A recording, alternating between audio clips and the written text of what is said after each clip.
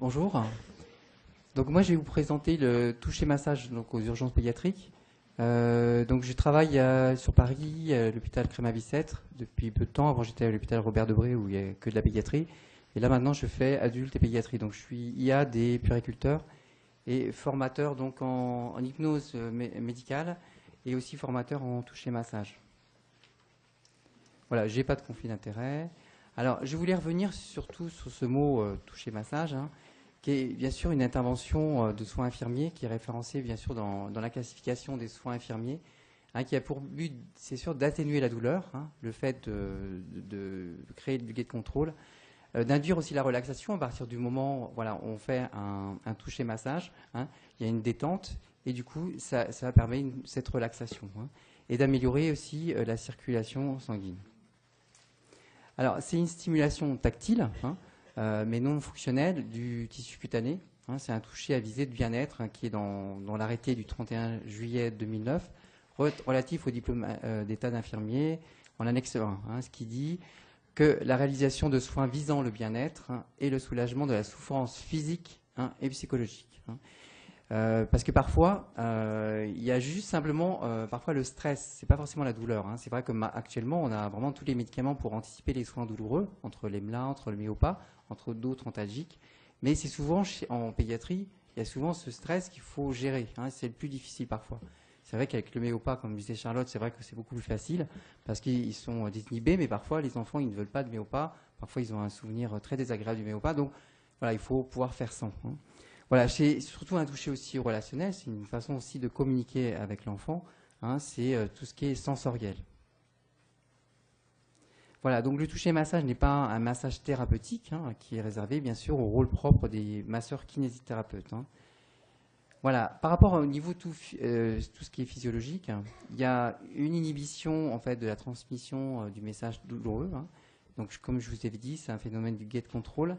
Et ce qui va permettre aussi d'induire un sentiment aussi de confiance et de sécurité. Hein. Un enfant voilà, qui n'est pas confortable aux urgences hein, parce qu'il est très stressé, le fait aussi de pouvoir lui proposer simplement de lui tenir la main, ou que les parents aussi osent aussi à tenir la main, parce que parfois ils ont peur, enfin, ils ne savent pas quel rôle ils peuvent avoir en fait dans ces situations, c'est les inciter simplement à tenir la main de l'enfant hein, pour les rassurer, et ce qui leur permet de se concentrer aussi sur cette partie du corps hein, qu'on va toucher, hein, et qui permet aussi de défocaliser l'esprit par rapport à si on fait un soin douloureux. Hein. Voilà, et ça augmente, bien sûr, le seuil de tolérance à la douleur. Hein. Voilà. Dans les activités quotidiennes, un toucher donc, est le premier sens à se développer hein, et perdure même quand on l'a vu, hein, lui, a commencé à faiblir. Hein. Donc les bébés et les jeunes enfants dépendent du toucher pour apprendre le monde. Il y a ce contact tactile hein, dès la première année, et les jeunes enfants donc, explorent le monde physique par le toucher. Hein. Et ils apprennent aussi la sécurité, bien sûr, pour se préserver du froid extrême, hein, les faux brûlants aussi. Hein. Donc ils découvrent un petit peu le monde par ce toucher, finalement. Alors, le massage bien-être, hein, les mouvements vont être plutôt lents hein, en fonction de l'état aussi de l'enfant, hein, en fonction de ce qu'on est en train de faire, l'intention qu'on peut donner. Il est vrai que quand l'enfant est voilà, peu anxieux, mais il a besoin juste de se toucher présence, on va peut-être faire plus de mouvements lents. Par contre, on va peut-être faire peut-être plus de mouvements rythmés hein, quand l'enfant sera hyper stressé, pour le focaliser encore plus sur cet endroit, par exemple de la main, hein, qui va lui permettre de focaliser essentiellement là-dessus. Hein. Pour tout ce qui est bercement, Charlotte en a parlé aussi, hein, c'est voilà, pour les petits, hein, ça peut être du pot à pot aussi, voilà, ça fait partie aussi de se toucher, hein, bien-être, du confort de l'enfant lors des soins douloureux. Hein. Il y a eu des études de fait donc, par Dr Carabajal hein, sur tout ce qui est aussi allaitement, pot à pot, hein, pendant les soins douloureux chez les enfants en dessous de 3 mois. Hein. Voilà, donc les répercussions de l'utilisation de toucher massage au niveau des soignants, bah, c'est vrai que c'est beaucoup plus facile, hein, ça donne un outil aussi en plus, un outil de communication, et ce qui permet aussi de développer aussi un comportement empathique hein, vis-à-vis des soignants, face aux enfants, face aux parents, et il y a une facilité, c'est sûr, dans cette relation, justement, voilà, en proposant hein, ce toucher, et en proposant aussi, comme on a si bien parlé Charlotte, de l'hypnose, hein, ou de la distraction.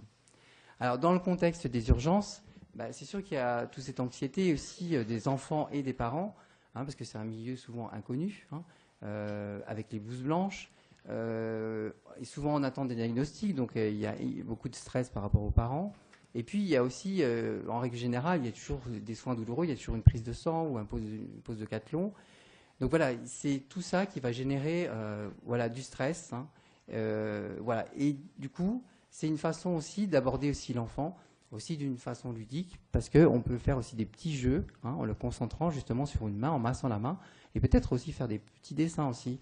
Donc c'est ce qu'on fait aussi en hypnose, ce qu'on appelle les inductions kinesthésiques, où l'enfant il va chercher, on lui demande quelque chose. Donc ce qu'on appelle une distraction finalement active, mais cette distraction active aussi, est sur une partie du corps, donc c'est dans le toucher aussi, donc c'est cette association.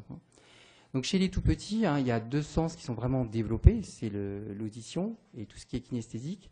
D'ailleurs, moi, quand j'ai travaillé il y a à peu près 25 ans maintenant en néonat, on n'avait pas tous les moyens médicamenteux pour anticiper la douleur, tout ce qui est crème EMLA, tout ce qui est Méopa qu'on utilise maintenant, d'ailleurs avec certains protocoles maintenant en néonat.